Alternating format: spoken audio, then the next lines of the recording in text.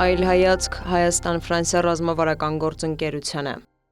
Հայաստան Էմանուել Մակրոնի պետական այցը սովորական դիվանագիտական իրադարձություն չէր, այն միաժամանակ քաղաքական ուղերձ էր, աշխարհաքաղաքական ազդակ եւ երկկողմ հարաբերությունների նոր փուլի խորհրդանիշ։ Հայ-ֆրանսիական երկկողմ գործակցությունը դուրս է գալիս ավանդական բարեկամության շրջանակից եւ վերածվում ռազմավարական գործընկերության, անվտանգության, տնտեսության, տեխնոլոգիաների եւ եվրոպական ինտեգրման հստակ բաղադրիչներով։ Պետական այցերն ինքնին առանձնահատուկ քաղաքական ձևաչափ են։ Դրանք տեղի են ունենում այն երկրներ, որոնց նկատմամբ տվյալ պետությունն ունի ոչ միայն բարեկամական վերաբերմունք, այլև երկարաժամկետ ռազմավարական հետաքրքրություն։ Մակրոնի այցը հենց այդ տրամաբանության մեջ էր, այն տեղի ունեցավ մի փուլում, երբ Հայաստանը փորձում է վերափոխել իր անվտանգության եւ արտաքին քաղաքական համակարգը, իսկ Եվրոպան, հատկապես Ֆրանսիան, փորձում է մեծացնել իր ներկայությունը Հարավային Կովկասում։ Այցի ամենաուշագրավ կողմերից մեկը մթնոլորտն էր եւ պատահական չէ, որ այն բնորոշվեց որպես պետական ժողովրդական այց։ Երևանում եւ Գյումրիում Մակրոնի նկատմամբ վերաբերմունքը դուրս էր դասական արարողակարգային ընդունելության շրջանակներից։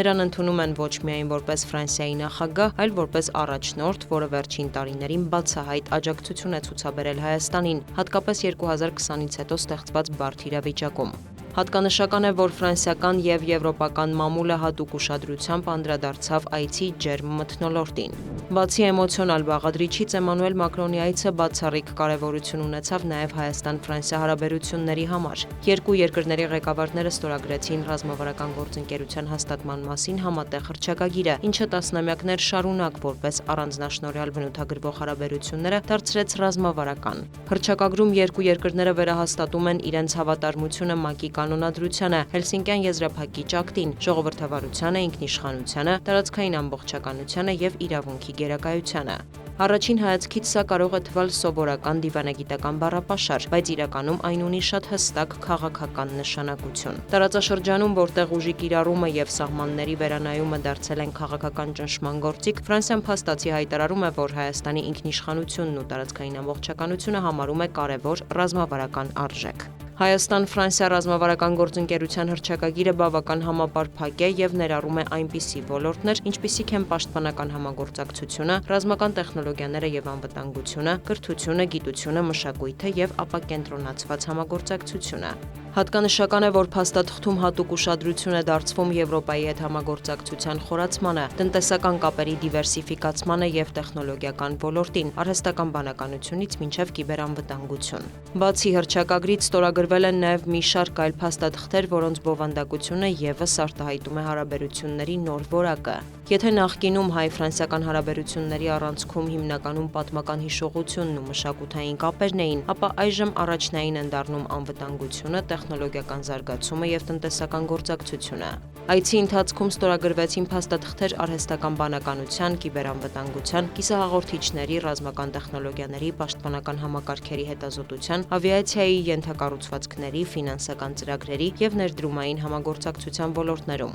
Առանձնահատուկ ուշադրության է արժանի պաշտպանական համագործակցությունը։ Հայաստանն ու Ֆրանսիան ռազմական ոլորտում համագործակցության մասին պայմանագիր են ստորագրել դեռ 2023 թվականի հոկտեմբերին։ Դրա շրջանակում Ֆրանսիան Հայաստանին մատակարարել է պաշտպանական նշանակության զինատեսակներ, ռադիոտեղորոշիչ կայաններ, փոքր հեռահարության հրթիռներ, բազմաֆունկցիոնալ զրահամեքենաներ եւ այլ միջոցներ։ Ակտիվացել է համագործակցությունը ռազմական կրթության ոլորտում։ Վերջին տարիներին Ֆրանսիան փաստացի դարձել է Արևմուտքում Հայաստանի գլխավոր պաշտպանական գործընկերը։ Էմանուել Մակրոնի այցի ընթացքում ստորագրվեցին ռազմական տեխնոլոգիաների հետազոտության եւ նորարարության վերաբերյալ հուշագրեր, ինչպես նաեւ պայմանագրեր ռազմական հանդերձանքի եւ տրանսպորտային ուղղաթիռների մատակարարման շուրջ։ Սա արդեն որակապես նոր մակարդակ է եւ վկայում է խորացող պաշտպանական համագործակցության մասին։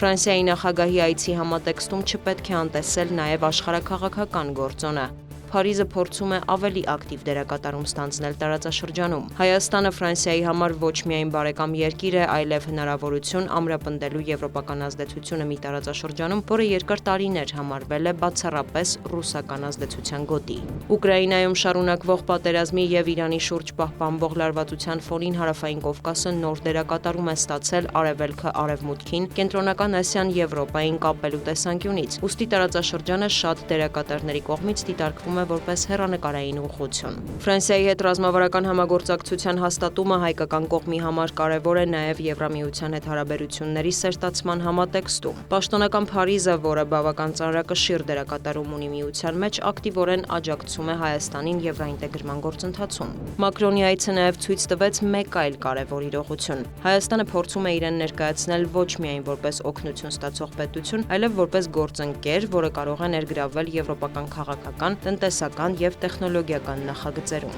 Այդ մասին է վկայում այն, որ ստորագրված փաստաթղթերի մեջ առանձնահատուկ տեղ ունեին արհեստական բանականությունը, կիբերանվտանգությունը, ենթակառուցվածքները և ֆինանսական ներդրումները։ Ամփոփելով կարող ենք արձանագրել, որ Հայաստան Էմանուել Մակրոնի պետական այցը պատմական էր, որը նոր դռներ է բացում Հայաստանի համար։ Այժմ հայկական կողմի խնդիրն է կոնսոլիդացնել իր կարողությունները Ֆրանսիայի հետ ռազմավարական գործընկերության շրջանակում ստեղծված նոր հնարավորությունների առավելագույն իրացման համար։